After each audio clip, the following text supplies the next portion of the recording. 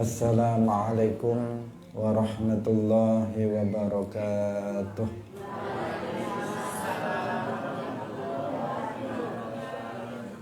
Alhamdulillahi rabbil alamin. Lahu ni'matu wa lahul fadlu wa lahul thana'ul hasan. Wassalawatullahil barrir rahim wal malaikatil muqarrabin ala sayyidina wa maulana Muhammadin wa ala alihi wa ashabihi tayyibin at-tahirin. Allahumma la sahla illa ma ja'altahu sahla wa anta taj'alul hazna idza syi'ta sahla. Allahumma arzuqna al-ikhlasa fin niyyati wal qawli wal amal wa ba'du. Ila nabiyil mustafa sallallahu alaihi wasallam wa ikhwanihi minal anbiya'i wal mursalin wa syuhada'i was salihin, khususan ila sultanil awliya Syekh Abdul Qadir Al-Jilani wa Syekh Ahmad Ar-Rifai wa Syekh Bahaidin Naqsyabandi wa Syekhina Abdullah Al-Harari wa ila arwahi muassisi jam'iyyati Nahdlatul Ulama Syekh Muhammad Hashim Ash'ari wa Syekh Bisri Sansuri wa Syekh Abdul Wahab Hasbuwah wa ila arwahi jami'i ahli al-qubur minal muslimin wal muslimat. Al-Fatihah. A'udzu billahi minasy syaithanir rajim. Bismillahirrahmanirrahim. Alhamdulillahi rabbil alamin. Ar-Rahmanir Rahim. Maliki yaumiddin. Iyyaka na'budu wa iyyaka nasta'in. Ihdinas siratal mustaqim. Siratal ladzina an'amta 'alaihim ghairil maghdubi 'alaihim waladdallin. Amin. Hadirin hadirat kaum muslimin muslimat, pemirsa rahimakumullah. Alhamdulillah, kita bersyukur kepada Allah Subhanahu wa taala, malam hari ini kita semuanya bisa kembali bersama-sama dalam majelis ilmu di majelis ta'lim Baitul Iman. Semoga keberadaan kita dalam majelis ini menjadi amal soleh bagi kita yang diterima oleh Allah Subhanahu wa ta'ala. Amin ya rabbal alamin. Salawat dan salam semoga tetap terlimpahkan kepada Nabi Agung, makhluk yang paling mulia, Imamul Anbiya wal Mursalin, Khatamun Nabiyyin, Sayyidina wa Maulana Muhammad sallallahu alaihi wasallam, para sahabatnya, keluarganya, serta seluruh umat Islam yang mengikuti beliau ila yaumil qiyamah.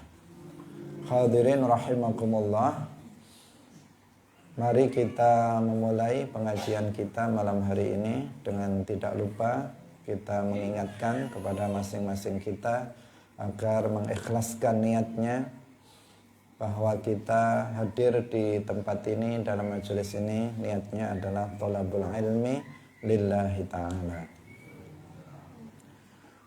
Kita masih dalam pembahasan al-wajibatu al-qalbiyah, kewajiban-kewajiban hati, dalam kitab Mukhtasar Abdullah Al-Harari Al-Kafil bi'ilmiddin ad-daruri. Qala al-muallif rahimahullahu ta'ala wal ikhlasu wa huwa al-amalu bi-ta'ati lillahi wahdah wan nadamu 'alal ma'asi wat tawakkulu 'ala Allahi wal muraqabatu lillah wal ikhlasu lan ikhlas wa huwa lan utawi ikhlas iku al amalu ngamal bi taati kelawan ketaatan lillahi krana Allah wahdahu khalis wijine Allah. Wan nadamu lan getun alal ma'asi ing atase nglakoni pira-pira maksiat. Wa tawakkulu lan tawakkul pasrah ala Allahi ing atase Allah. Wal muraqabatu lan muraqabah lillahi maring Allah. War ridha lan ridha anillahi saking takdire Allah bima'na taslimi kelawan makna pasrah lahu maring Allah wa tarkil i'tiradi lan ninggal protes maring Allah. Hadirin rahimakumullah, kita masih berbicara tentang kewajiban-kewajiban hati. Sesuatu yang hukumnya wajib dilakukan oleh hati yang ada di dalam yang tidak terlihat. Yang sering kita mengabaikan atau kita tidak memperhatikannya karena tidak terlihat oleh orang lain. Sering kita lebih perhatian terhadap hal-hal yang bersifat zahir, kewajiban-kewajiban zahir, namun kemudian melalaikan kewajiban-kewajiban qalbiyah atau batiniyah yang berada di dalam hati. Mungkin kebanyakan kita yang hadir, kita telah melaksanakan kewajiban-kewajiban zahiriyah. Kita sudah melaksanakan sholat 5 waktu secara tertib tanpa kita meninggalkan satupun.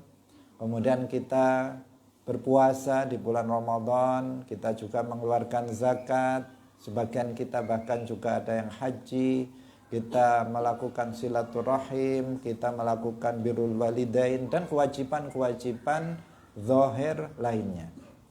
Tetapi kita juga harus tahu bahwa kewajiban-kewajiban yang wajib bagi kita selaku seorang muslim itu bukan hanya kewajiban zahir saja, tetapi ada kewajiban hati yang itu tidak terlihat. Seandainya kita tidak melakukannya, orang nggak akan tahu.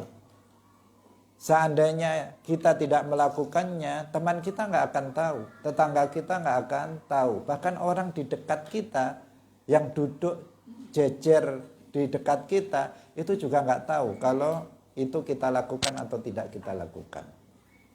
Allah Subhanahu wa ta'ala yang mengetahuinya, kita yang mengetahuinya. Apakah kita menjalankannya atau tidak, karena dia bersifat batiniyah atau qalbiyah.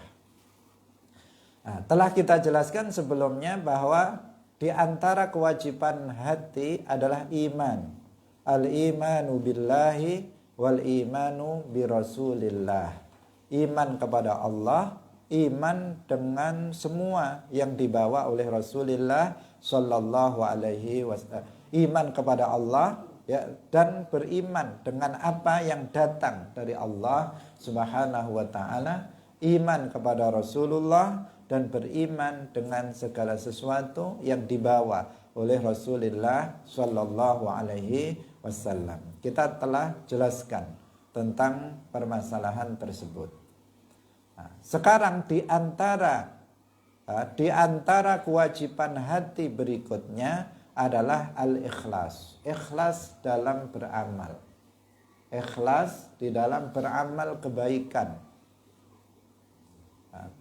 Ketika kita beramal soleh, beramal kebaikan seperti sholat, seperti puasa, haji, zakat, membaca Al-Quran, ketika kita bersedekah, berinfak, maka semua kebaikan itu wajib untuk kita lakukan dengan ikhlas. Artinya kita harus melakukannya dengan ikhlas. Apa ikhlas itu? Al-amalu bitta'ati lillahi wahdahu.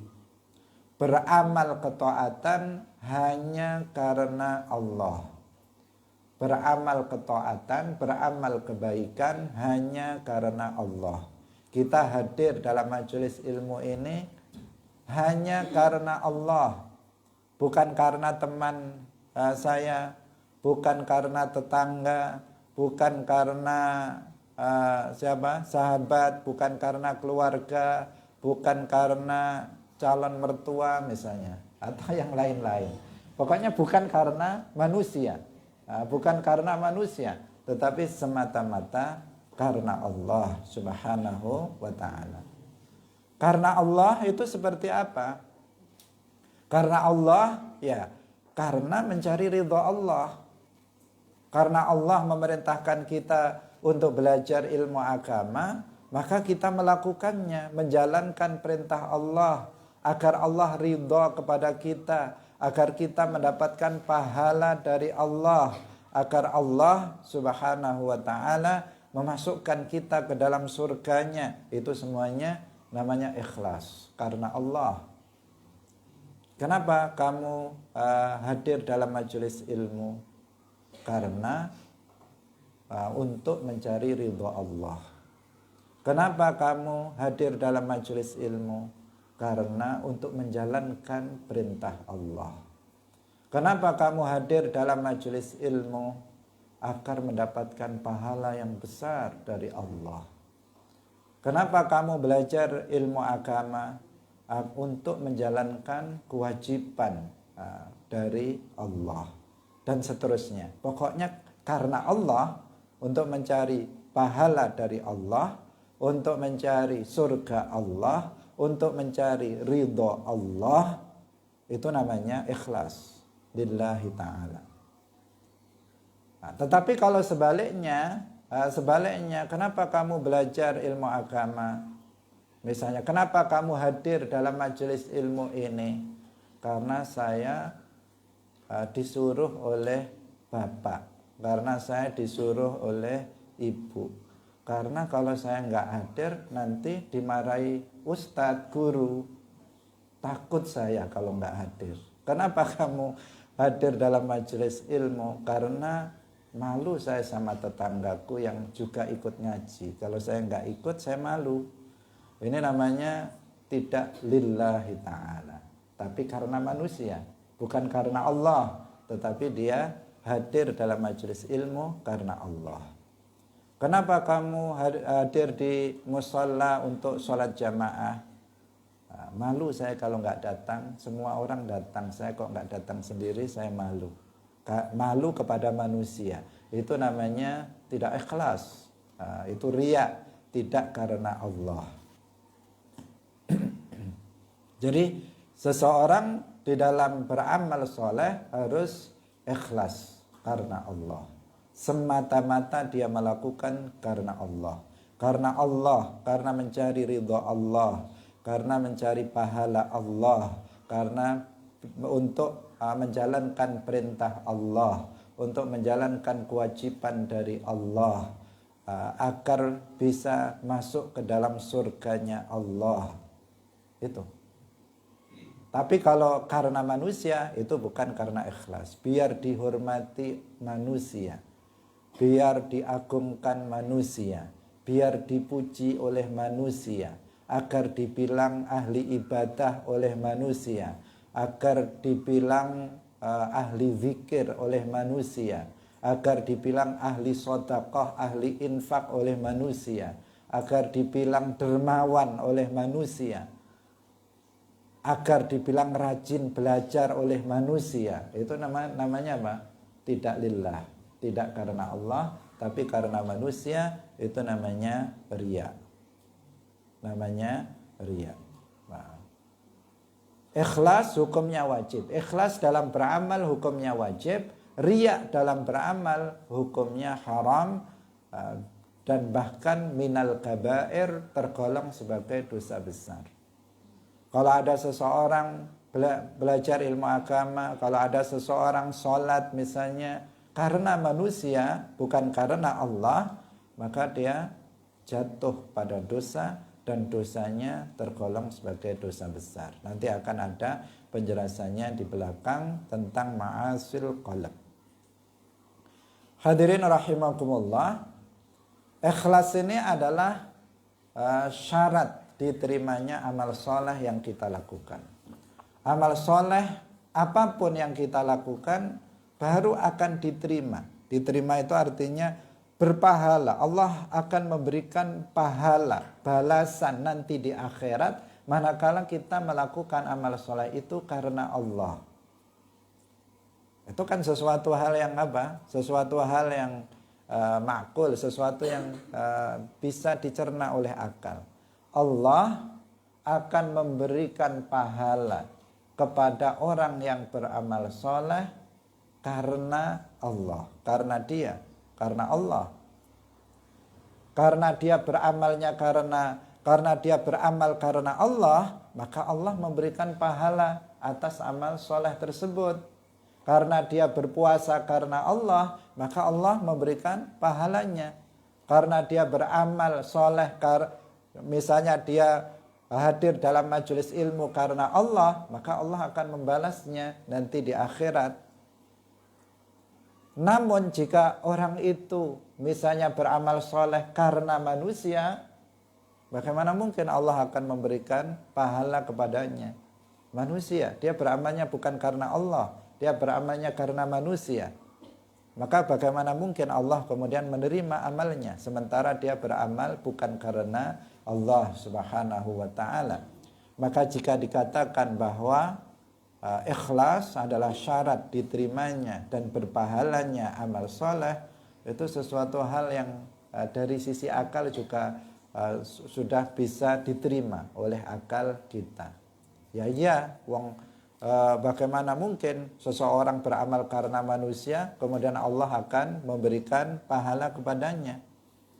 Hadirin rahimakumullah, selain ada dalil yang menjelaskan tentang itu baik dalam Al-Quran maupun dalam hadis Rasulullah Sallallahu Alaihi Wasallam.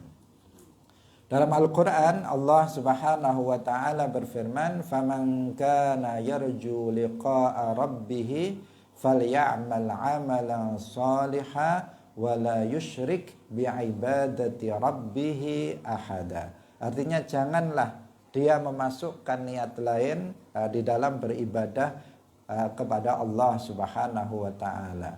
Janganlah dia di dalam beribadah kepada Allah ada tujuan selain karena Allah Subhanahu wa taala. Di dalam hadis Rasulullah sallallahu alaihi wasallam bersabda, "Innallaha la yaqbalu minal amali illa ma kana khalisan lahu wa batughiya bihi wajhuhu." Sesungguhnya Allah itu tidak menerima suatu amal kebaikan kecuali apabila amal kebaikan itu dilakukan murni, ikhlas karena Allah untuk mencari ridha Allah Subhanahu wa taala. Dan tidak bisa juga diniatkan ganda. Diniatkan ganda. Kalau seseorang niatnya ganda, itu bukan disebut ikhlas. Ikhlas itu murni, betul-betul murni karena Allah.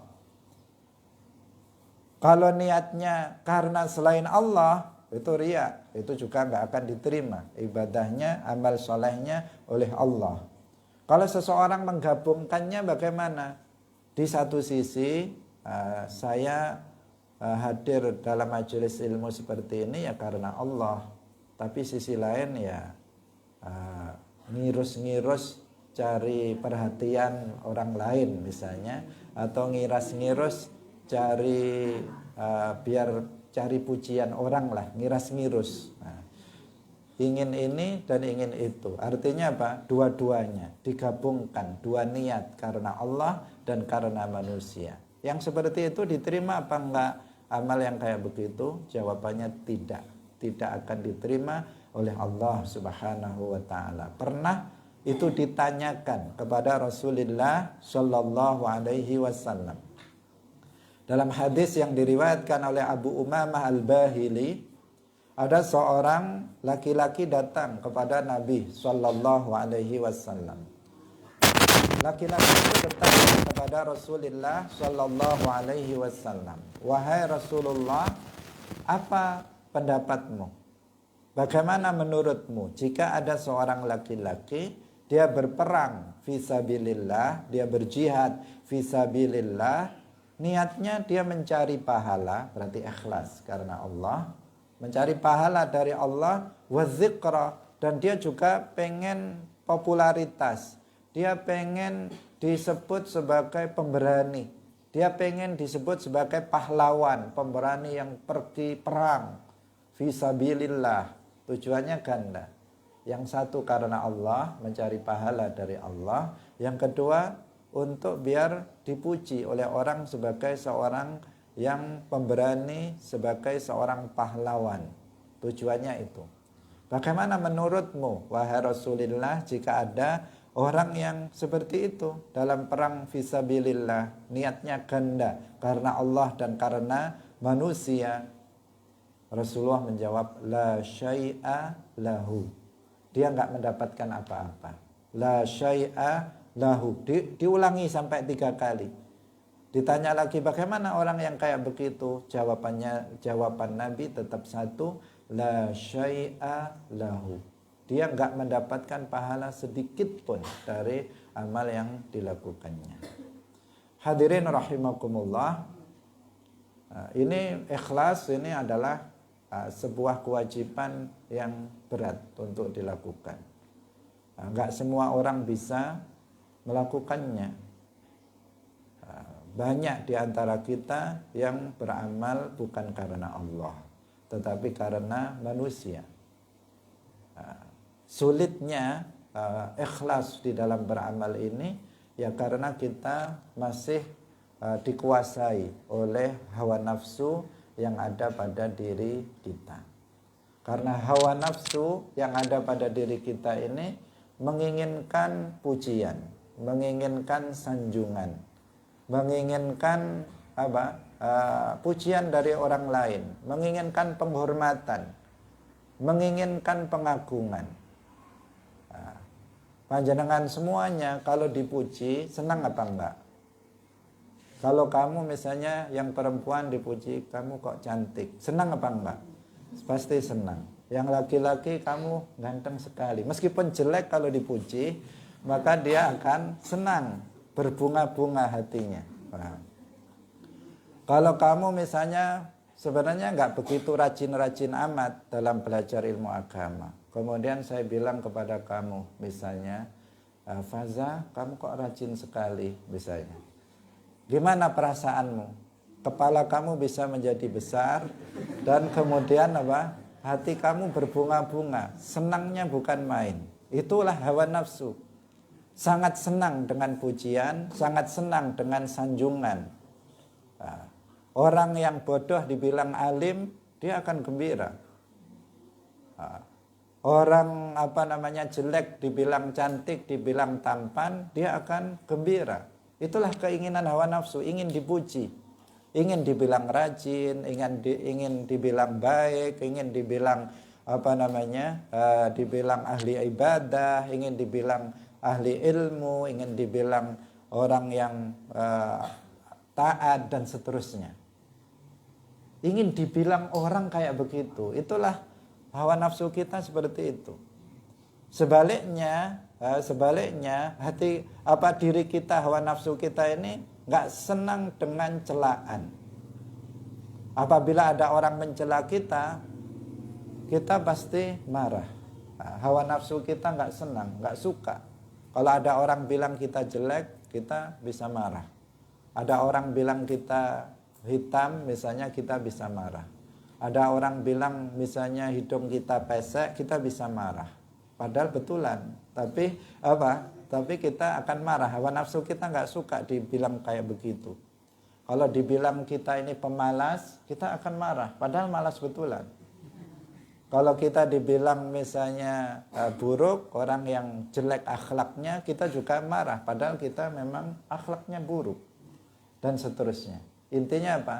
Hawa nafsu kita ini selalu menginginkan pujian dari manusia. Sebaliknya tidak suka jika dicela oleh orang lain, jika dihina oleh orang lain. Inilah yang menjadikan kita ini sulit untuk ikhlas. Inilah yang menjadikan kita sulit untuk ikhlas di dalam beramal. Karena setiap amal yang kita lakukan, kita menginginkan ada pujian dari orang.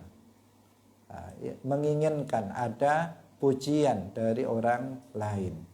Kalau kita sholat kemudian orang kamu kok rajin, itulah yang diharapkan oleh hawa nafsu. Kalau kita misalnya belajar ilmu agama seperti ini, kemudian ada orang yang menyanjung, kamu kok rajin sekali hadir dalam majelis ilmu, duduk di depan lagi misalnya, maka itu apa? Itu dia akan senang. Itulah yang diharapkan oleh hawa nafsu, oleh hawa nafsu kita masing-masing. Hadirin rahimakumullah, karena itulah maka untuk bisa ikhlas di dalam beramal, kita harus mukhalafatun nafas, kita harus melawan hawa nafsu. Kita harus melawan hawa nafsu kita. Dilawan. Keinginan hawa nafsu ingin dipuji itu hilangkan. Keinginan tidak senang untuk dicela itu hilangkan.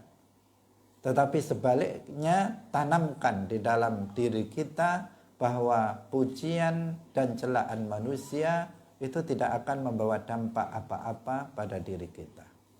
Pujian manusia tidak akan memberikan manfaat untuk kita.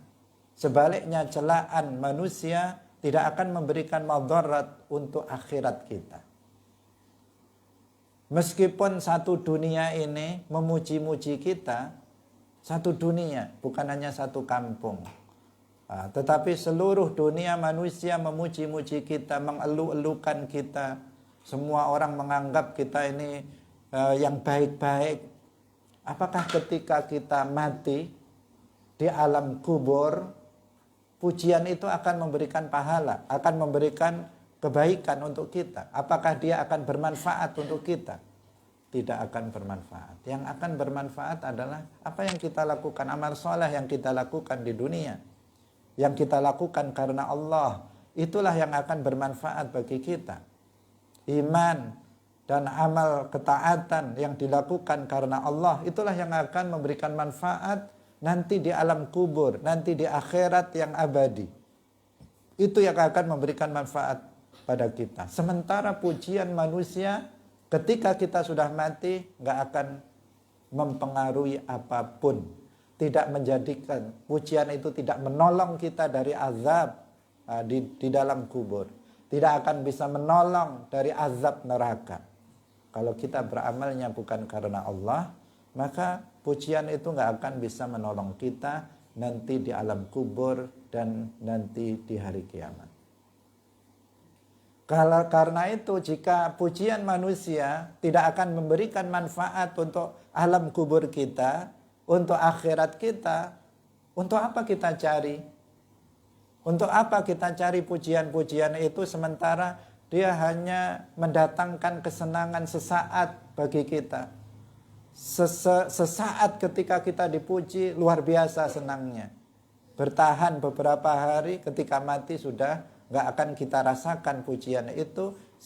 Sebaliknya nanti di alam kubur, di akhirat nanti yang akan bermanfaat bagi kita bukan pujian manusia, tetapi ridho dari Allah Subhanahu wa ta'ala. Itu yang akan memberikan manfaat untuk kita di alam kubur dan di akhirat. Maka carilah ridho Allah, carilah pahala Allah untuk memberikan manfaat di alam kubur dan di akhirat kelak bagi kita semuanya. Itu kita hendaknya berpikir seperti itu.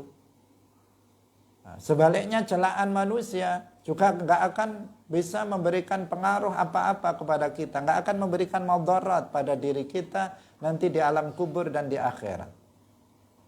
Meskipun seluruh manusia di alam semesta ini menghina kita, merendahkan kita, yang satu bilang kita ini jelek, yang satu bilang kita ini bodoh, yang satu sana bilang kita ini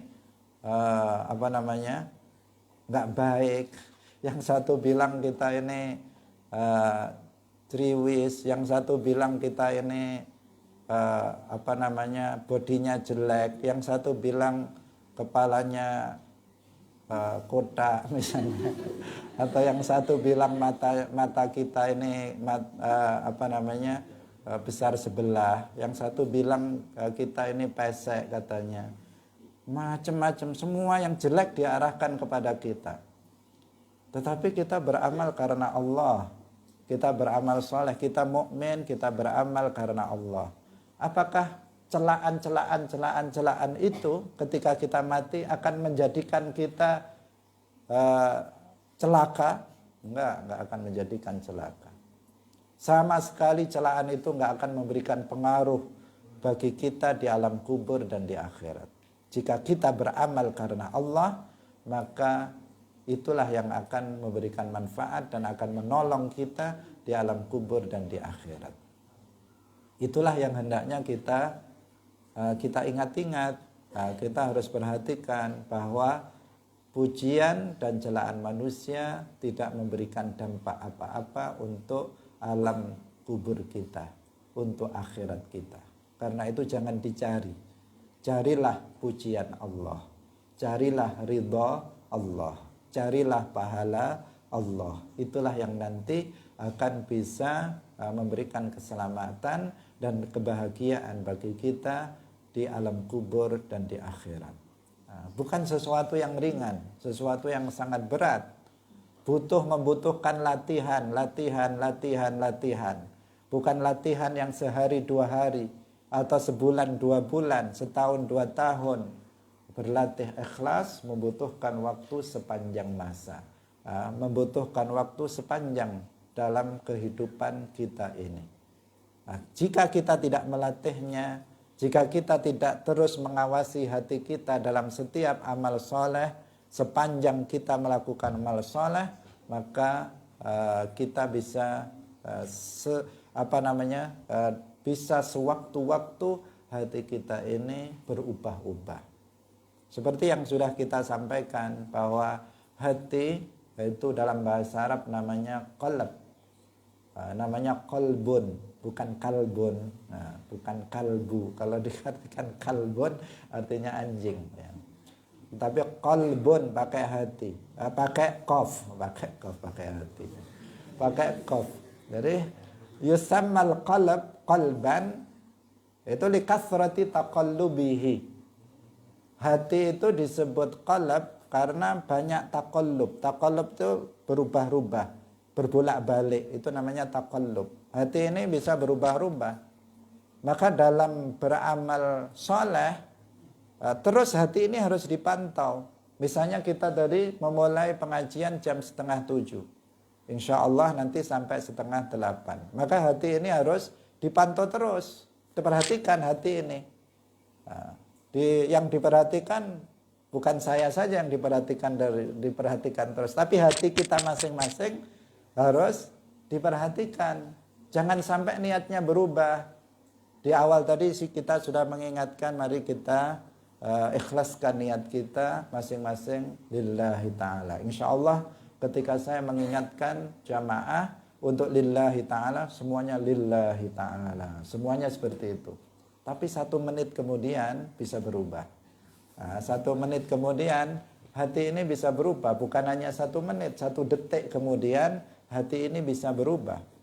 Maka hati harus terus diperhatikan, dimuraqabah, dimutaba'ah, diikuti terus bagaimana perjalannya. Berubah enggak? Jika berubah, luruskan lagi. Berubah, luruskan lagi. Berubah, luruskan lagi. Seterusnya sampai selesai pengajian. Ketika seseorang sholat,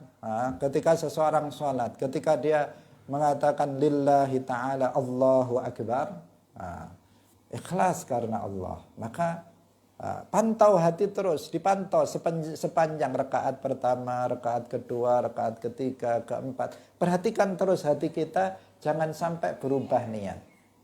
Karena bisa saja seseorang Allahu Akbar lillahi ta'ala, kemudian sedetik kemudian dalam rakaat yang sama, masih 1 rakaat sudah berubah niatnya, bukan lagi karena Allah, tetapi karena manusia. Di rakaat pertama karena Allah. Ada kalanya di rakaat kedua sudah karena manusia. Kalau kita terus memantaunya, begitu mau menyimpang langsung kita luruskan. Menyimpang kita luruskan, menyimpang kita luruskan, maka nanti kita akan terbiasa untuk senantiasa ikhlas dalam sepanjang amal soleh yang kita lakukan. Karena riya, kebalikan dari ikhlas, ini bisa uh, menghapus pahala. Karena itulah maka riya itu disebut asyirkul asghar. Rasulullah bersabda, ittaqur riya'a fa innahu syirkul asghar. Jauhilah riya, karena riya itu adalah syirik kecil. Kenapa dia disebut syirik kecil? Pertama karena besarnya dosa riya. Yang kedua disebut syirik karena dia sama-sama menghapus pahala amal soleh.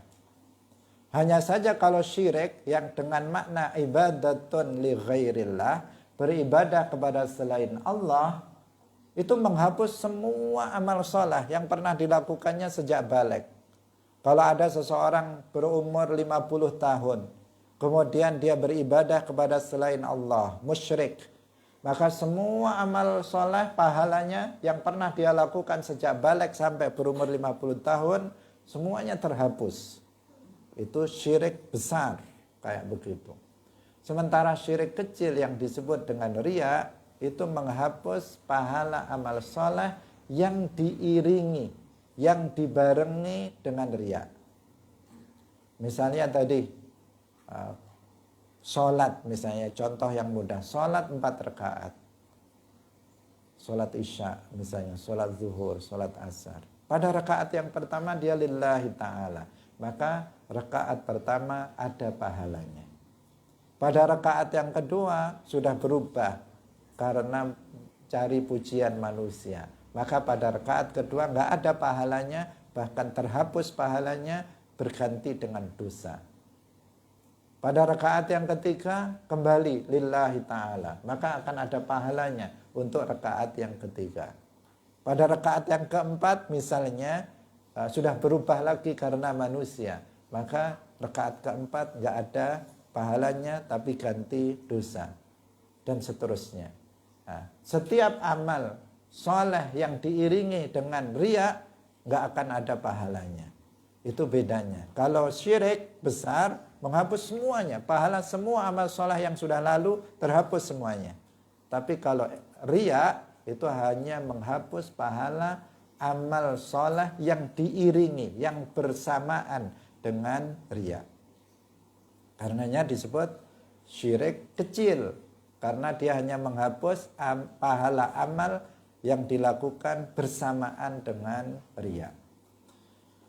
Hadirin rahimakumullah, kita harus terus mengingat tentang masalah ini. Ini sesuatu hal yang sangat penting, tetapi seringkali itu diabaikan. Masalah ikhlas ini seringkali tidak diingatkan.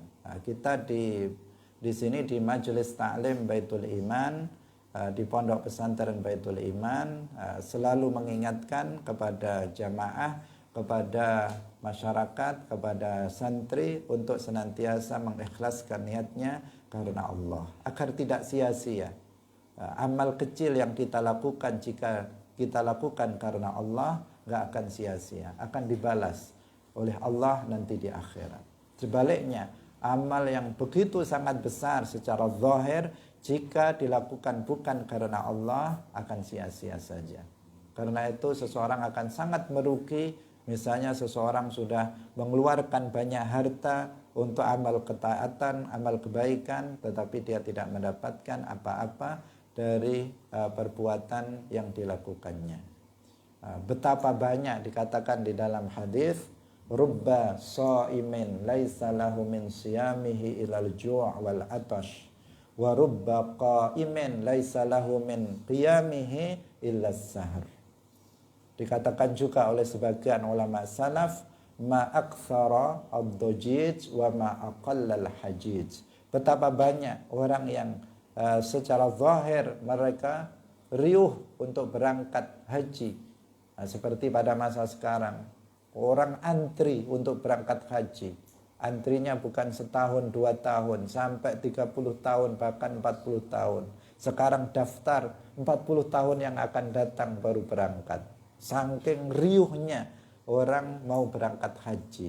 Tetapi sebagian salaf mengatakan ma'aqallal haji. Betapa sedikitnya sebenarnya orang yang melakukan haji. Karena banyak orang yang melakukan haji bukan karena Allah, Tetapi biar dipanggil Pak Haji, biar dipanggil Bu Hajah. Nanti kalau pulang menjadi Bu Hajah misalnya, atau menjadi Pak Haji, mendapatkan pujian di masyarakat, statusnya meningkat. Itu yang diinginkan. Jika itu yang diinginkan bukan karena Allah, dia nggak akan mendapatkan pahalanya sedikit pun. Padahal orang yang haji karena Allah dan dia benar-benar dia melakukan haji dengan sesuai dengan ketentuan syarak, maka seluruh dosanya besar ataupun kecil akan diampuni oleh Allah Subhanahu wa taala. Tetapi jika itu dia melakukannya karena Allah, jika karena manusia, maka pahala sebesar itu tidak akan didapatkan oleh seseorang. Sedikit sebenarnya orang yang betul-betul melaksanakan haji. Sedikit sebenarnya seseorang yang akan mendapatkan pahala dari sholat yang dilakukannya. Ada orang yang sholatnya sah tetapi tidak berpahala. Ada orang yang sholatnya nggak sah dan tidak berpahala. Nah, kita beramal sedikit pun pentingkan niat karena Allah. Makanya kita di kelas-kelas kita pasang tulisan akhlisu niyatikum lillahi ta'ala. Ketika kita membacakan, ikhlaskan niat kalian karena Allah. Di depan itu ditulis seperti itu. Untuk mengingatkan agar setiap waktu, setiap detik, setiap saat dalam beramal itu kita melakukannya karena Allah. Semuanya. Amal kebaikan sekecil apapun, kamu tersenyum, niatkan karena Allah. Karena sekedar tersenyum saja, jika karena Allah akan berpahala. Kamu mengucapkan salam, jangan lupa lillahi ta'ala. Assalamualaikum lillahi ta'ala, akan berpahala. Kamu menegur tetangga, menegur teman, jangan lupa lillahi ta'ala, karena Allah. Jangan lupa niat karena Allah. Sekecil itu jika kita lakukan karena Allah akan berpahala. Tetapi jika sebaliknya kamu membangun masjid, membangun musalla, membangun pondok pesantren, tetapi bukan karena Allah, biar dipuji oleh manusia, maka itu tidak akan bermanfaat sama sekali untuk kita, justru mendatangkan dosa untuk kita. Nah, terus ikhlas. Belajarlah untuk senantiasa mengikhlaskan niat kita dalam setiap amal soleh.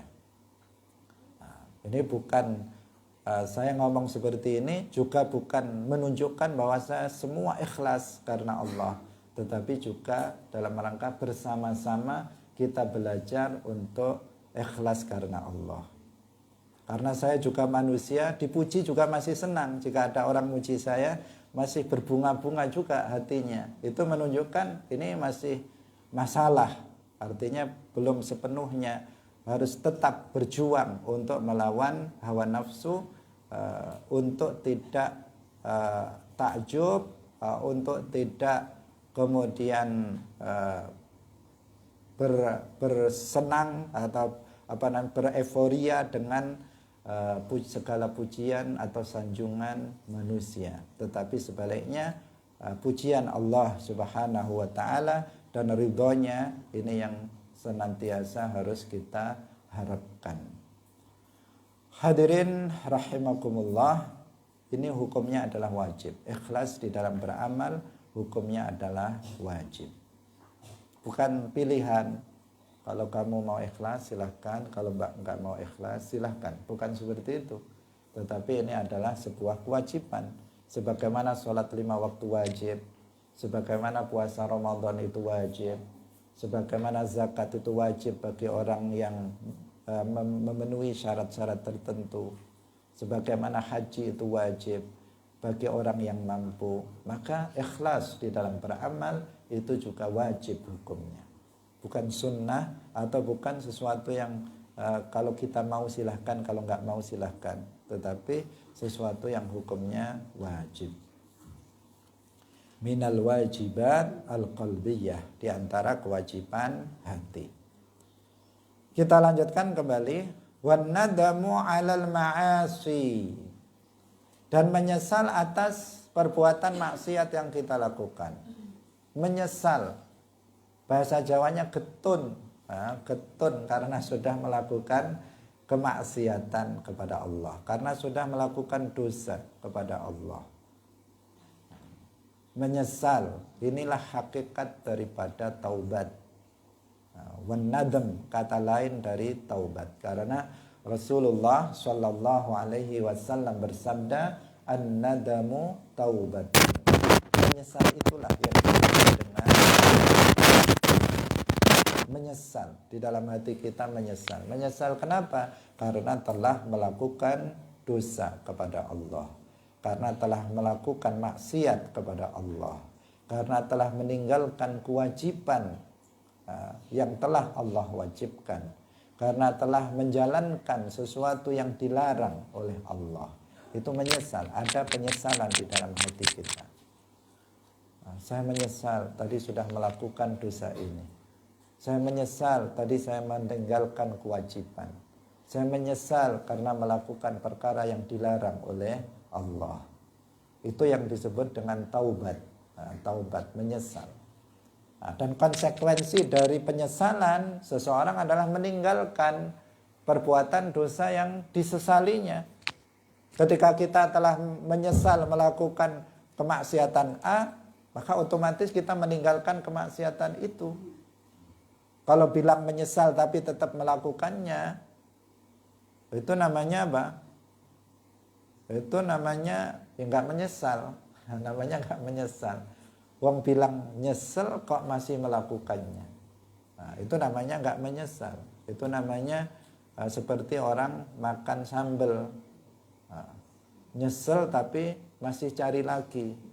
Itu namanya bukan menyesal yang sebenarnya. Kalau orang itu menyesal betul-betul, maka dia pasti akan meninggalkan sesuatu yang dia menyesal karenanya.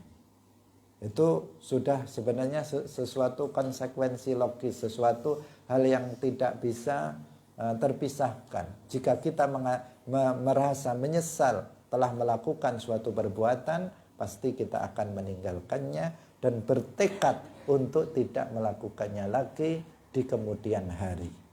Itulah menyesal. Seseorang misalnya menyesal dari perbuatan maksiat tertentu, maka dia meninggalkan perbuatan maksiat itu dan dia bertekad kuat untuk tidak mengulangi perbuatan maksiat tersebut. Taubat, menyesal telah melakukan perbuatan maksiat, hukumnya wajib. Setiap kali kita melakukan maksiat, kita harus menyesal telah melakukan maksiat itu. Setiap kali kita meninggalkan kewajiban, kita harus menyesal telah meninggalkan kewajiban itu. Gak boleh hati kita suasananya sama saja. Habis melakukan maksiat, biasa-biasa saja. Gak ada penyesalan sama sekali. Habis meninggalkan kewajiban, hatinya biasa-biasa saja. Gak ada penyesalan sama sekali. Ada gak orang yang kayak begitu? Banyak. Tadi pagi dia gak sholat subuh. Hatinya biasa-biasa saja. Biasa-biasa saja. Kayak gak ada masalah. Padahal dia telah meninggalkan sebuah kewajiban yang paling utama, yaitu sholat 5 waktu. Tapi hatinya santai, hatinya tetap gembira, gak ada kesedihan, gak ada penyesalan sama sekali karena telah meninggalkan sholat subuh tadi pagi.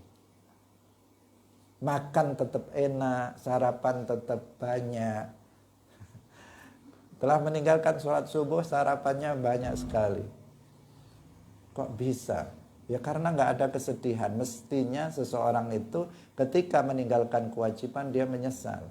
Ketika dia telah melakukan perkara yang haram, maka dia akan menyesal karena telah melakukannya. Hadirin rahimakumullah. Kita manusia biasa, bukan nabi. Kita tidak bisa terlepas dari kemaksiatan. Kita tidak bisa terlepas dari kemaksiatan. Meskipun dari sisi tingkatannya kita berbeda-beda. Ada di antara kita yang terus melakukan maksiat, ada di antara kita yang kadang-kadang melakukan maksiat. Ada di antara kita yang jarang melakukan maksiat, ada yang terus-menerus melakukan maksiat. Nggak sama, tetapi kita semuanya ini tidak maksum, tidak dijaga dari melakukan kemaksiatan. Artinya mungkin, sangat mungkin kita melakukan kemaksiatan kepada Allah. Maka sebaik-baik orang yang melakukan dosa adalah orang yang mau menyesali perbuatan dosa yang dilakukannya, atau dengan kata lain yang mau bertaubat atas dosa yang dilakukannya. Dalam hadis disebutkan kullu bani Adam khata'un.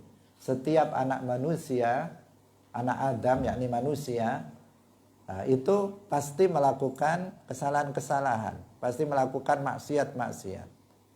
Wa khairul khata'in, dan sebaik-baik orang yang melakukan kesalahan, sebaik-baik orang yang melakukan dosa itu adalah at-tawwabun, yang mereka mau bertaubat. Melakukan kesalahan itu hal yang wajar. Wajar maksudnya bukan berarti boleh, enggak. Tetapi hal yang bisa dimaklumi karena kita bukan nabi. Tapi bukan berarti saya kan manusia, biar saya melakukan maksiat sajalah. Enggak seperti itu maksudnya. Maksudnya bahwa kita tidak bisa menghindari kemaksiatan itu iya. Tetapi kita berusaha untuk meninggalkan kemaksiatan itu. Dan jika kemudian kita jatuh ke dalam kemaksiatan karena kita kalah dengan setan, karena kita kalah dengan hawa nafsu kita, maka harus kita segera untuk bertaubat. Fauron, secara langsung, begitu melakukan maksiat, langsung kita menyesalinya. Itu kewajiban. Itu kewajiban. Harus ada itu. Harus ada itu. Dan itu bisa terjadi, perasaan menyesal telah melakukan maksiat itu bisa terjadi, selalu muncul di dalam hati kita jika kita tidak membiasakan melakukan maksiat. Apabila seseorang itu sudah terbiasa melakukan maksiat, maka sulit menghadirkan rasa penyesalan dalam hati ketika dia bermaksiat kepada Allah. Sudah biasa nggak sholat. Kalau sudah biasa nggak sholat, untuk menyesal karena meninggalkan sholat itu sulit. Karena udah kebiasaannya begitu.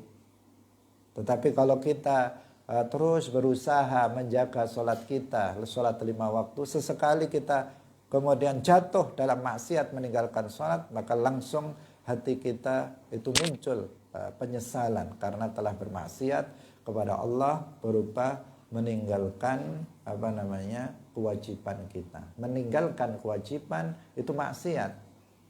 Melakukan sesuatu yang dilarang itu adalah maksiat. Maksiat itu dosa. Dosa, maksiat atau dosa, itsm itu sama. Sama. Yaitu ketika seseorang meninggalkan kewajiban atau seseorang melakukan perkara yang diharamkan, artinya dia telah melakukan maksiat ataupun dosa. Hadirin rahimakumullah.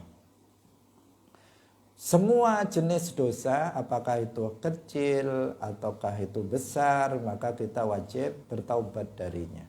Wajib kita untuk menyesalinya. Dosa, kita tidak memandang dosa yang kita lakukan, tetapi memandang kepada siapa kita berbuat dosa itu. Bahwa kita telah bermaksiat kepada Allah, meskipun itu maksiat shaghirah, maksiat yang kecil, dosa yang kecil, maka kita harus menyesalinya. Menyesalinya artinya bertaubat darinya. Nanti akan ada bab khusus di belakang tentang taubat, akan kita ulang lebih detail tentang masalah itu. Tetapi hal yang nggak bisa kita tunda untuk kita sampaikan, meskipun sebelumnya juga sudah pernah kita sampaikan, bahwa apabila dosa yang kita lakukan, maksiat yang kita lakukan itu berupa meninggalkan perkara yang wajib, maka selain menyesalinya, meninggalkan kemaksiatan itu dan bertekad tidak melakukannya lagi, seseorang harus mengqadha'nya. Dia harus menggantinya. Dia harus mengganti. Seandainya misalnya sholat, ini yang sering kita ulang-ulang agar ini menjadi perhatian. Seandainya kita pernah meninggalkan sholat, maka harus diqadha'. Gak cukup hanya nyesel, aku nyesel karena dulu saya lama gak sholat. Dulu waktu saya muda, saya ini mursal misalnya. Apa itu mursal? Bahasa biasanya mursal, saya nggak sholat. Dulu waktu muda saya hanya bersenang-senang kesana kemari, kesana kemari, kesana kemari. Sholat nggak pernah. Dulu kayak muda saya kayak begitu.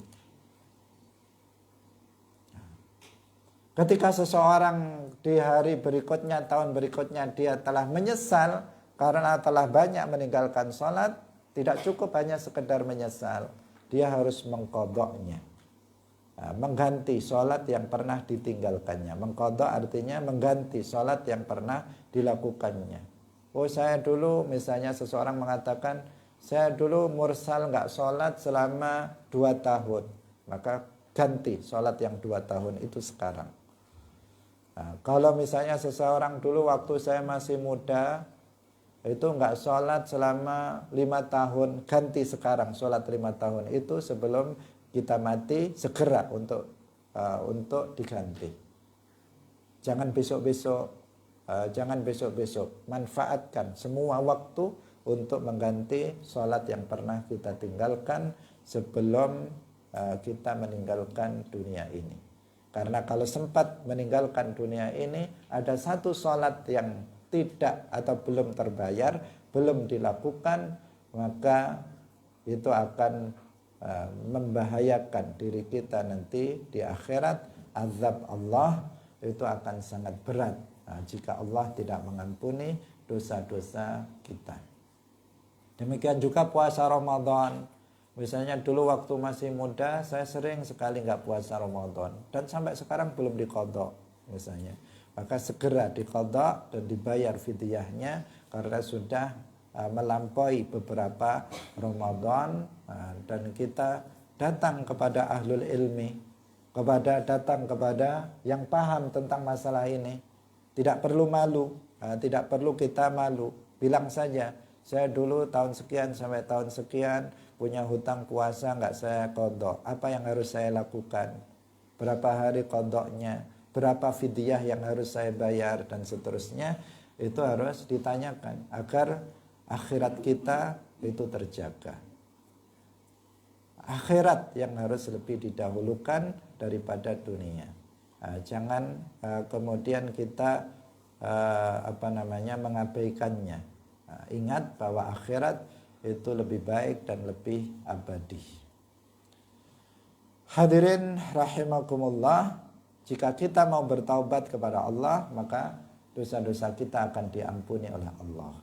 Allah ghafirudz dzambi, Allah ghaffar, Allah Maha Pengampun.